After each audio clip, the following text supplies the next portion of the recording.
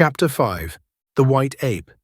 Tenderly Kayla nursed her little waif, wondering silently why it did not gain strength and agility as did the little apes of other mothers. It was nearly a year from the time the little fellow came into her possession before he would walk alone, and as for climbing, but how stupid he was. Carla sometimes talked with the older females about her young hopeful, but none of them could understand how a child could be so slow and backward in learning to care for itself. Why, it could not even find food alone, and more than 12 moons had passed since Carla had come upon it.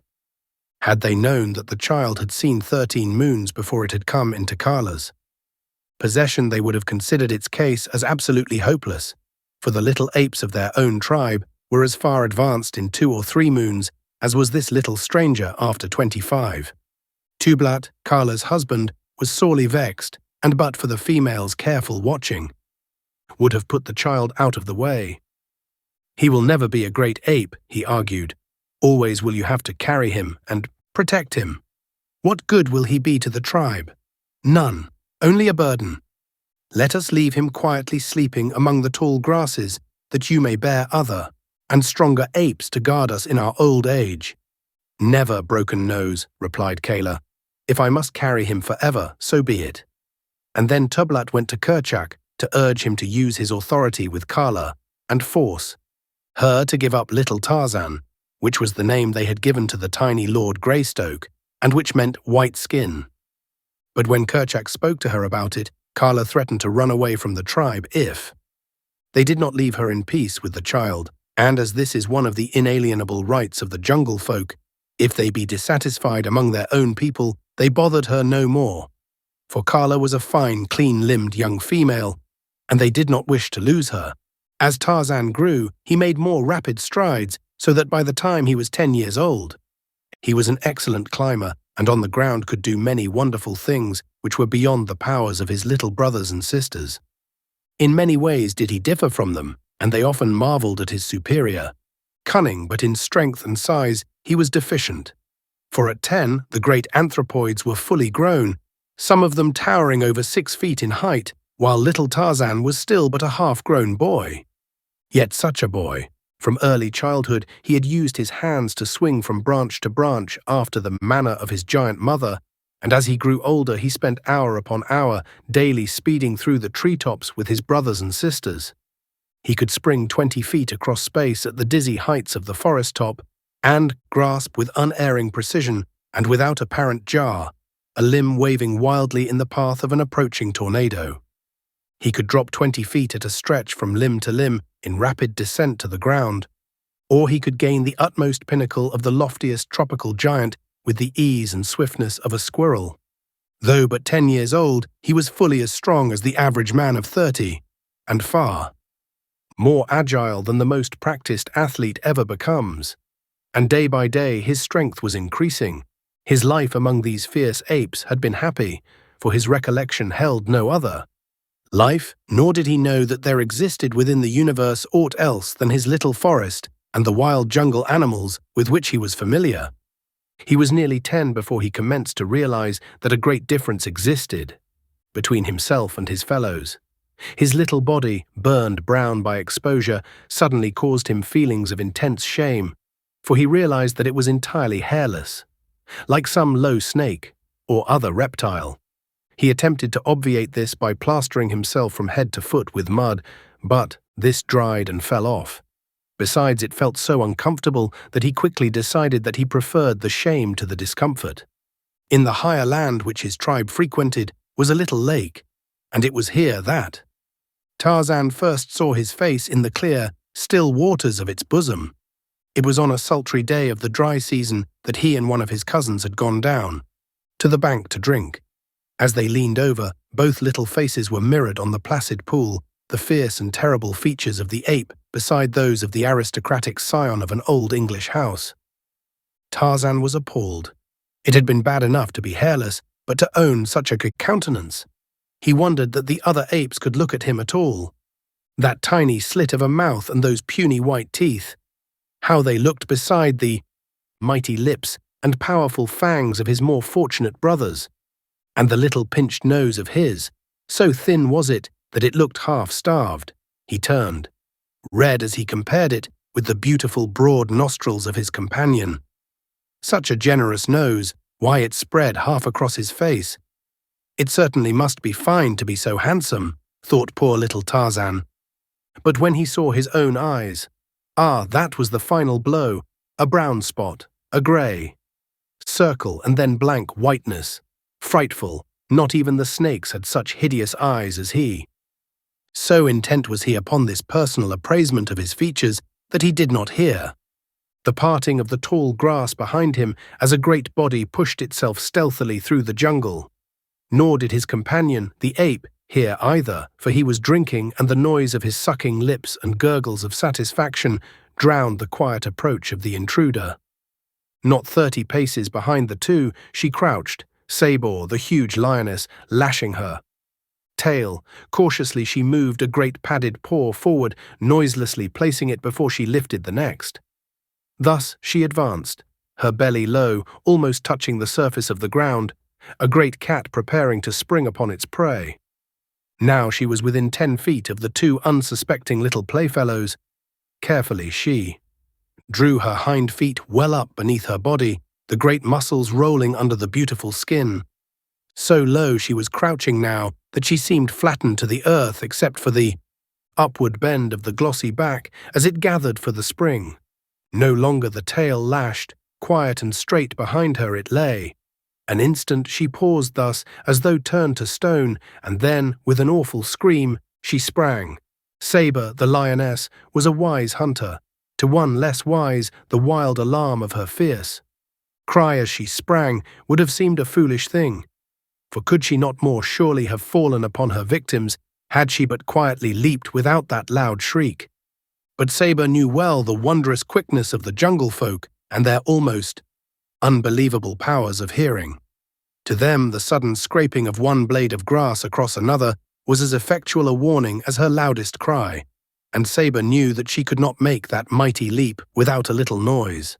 Her wild scream was not a warning, it was voiced to freeze her poor victims in a paralysis of terror for the tiny fraction of an instant which would suffice for her mighty claws to sink into their soft flesh and hold them beyond hope of escape. So far as the ape was concerned, Saber reasoned correctly. The little fellow crouched, trembling just an instant, but that instant was quite long enough to prove his undoing. Not so, however, with Tarzan, the man-child. His life amidst the dangers of the jungle had taught him to meet emergencies with self-confidence, and his higher intelligence resulted in a quickness of mental action far beyond the powers of the apes. So the scream of Sabor, the lioness, galvanized the brain and muscles of little Tarzan into instant action.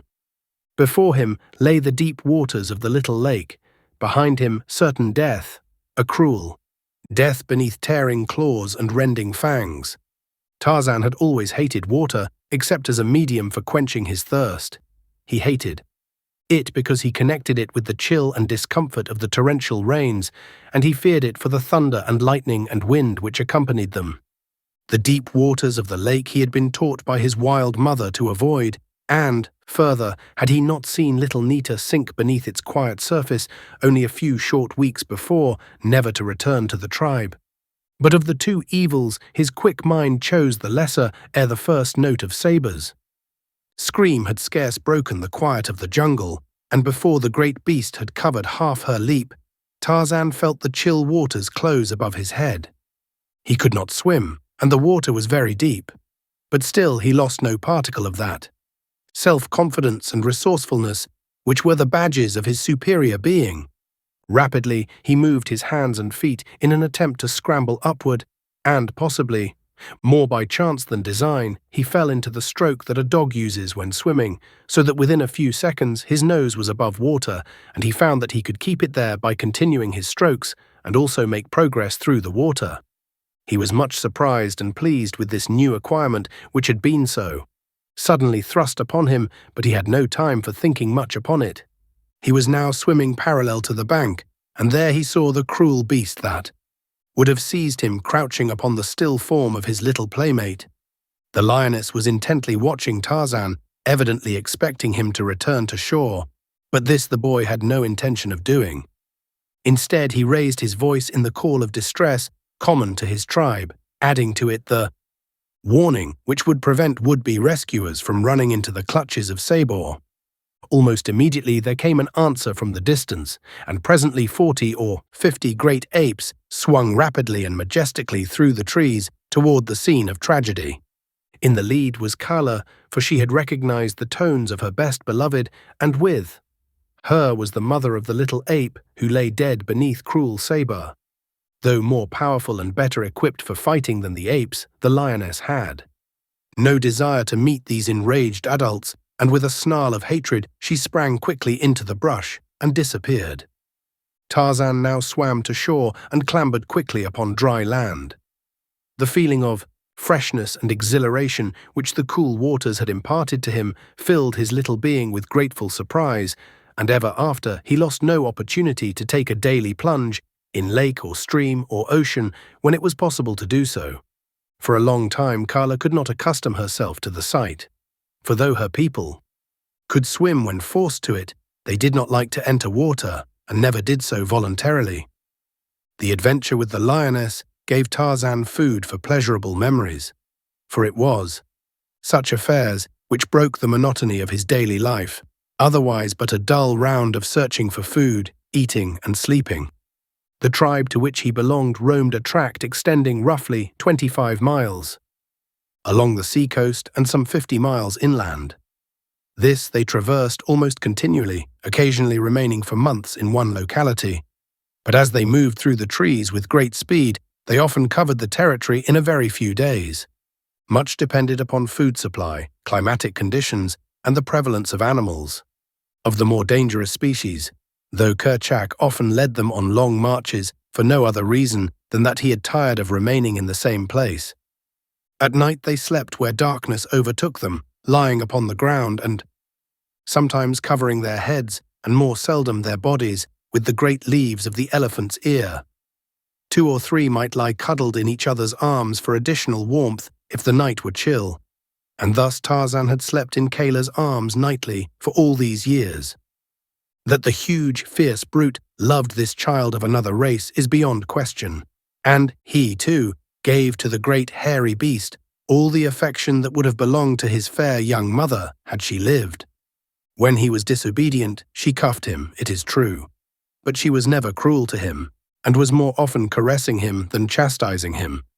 Tublat, her mate, always hated Tarzan, and on several occasions had come near ending his youthful career. Tarzan, on his part, never lost an opportunity to show that he fully reciprocated his foster father's sentiments, and whenever he could safely annoy him, or make faces at him, or hurl insults upon him from the safety of his mother's arms, or the slender branches of the higher trees, he did so. His superior intelligence and cunning permitted him to invent 1,000 diabolical tricks to add to the burdens of Tublat's life. Early in his boyhood, he had learned to form ropes by twisting and tying long grasses. Together, and with these, he was forever tripping Tublat or attempting to hang him from some overhanging branch. By constant playing and experimenting with these, he learned to tie rude knots and make sliding nooses, and with these, he and the younger apes amused themselves. What Tarzan did, they tried to do also, but he alone originated and became proficient. One day, while playing, thus Tarzan had thrown his rope at one of his fleeing companions, retaining the other end in his grasp. By accident, the noose fell squarely about the running ape's neck, bringing him to a sudden and surprising halt. Ah, here was a new game, a fine game, thought Tarzan, and immediately he attempted to repeat the trick. And thus, by painstaking and continued practice, he learned the art of roping. Now indeed was the life of Tublat a living nightmare. In sleep, upon the march, night or day, he never knew when that quiet noose would slip about his neck and nearly choke the life out of him. Kala punished, Tublat swore dire vengeance, and old Kerchak took notice and warned, and threatened. But all to no avail. Tarzan defied them all, and the thin, strong noose continued to settle about Tublat's neck whenever he least expected it. The other apes derived unlimited amusement from Tublat's discomfiture, for broken, Nose was a disagreeable old fellow whom no one liked anyway. In Tarzan's clever little mind, many thoughts revolved, and back of these was his divine power of reason. If he could catch his fellow apes with his long arm of many grasses, why not Saber, the lioness? It was the germ of a thought, which, however, was destined to mull around in his conscious and subconscious mind until it resulted in magnificent achievement. But that came in later years.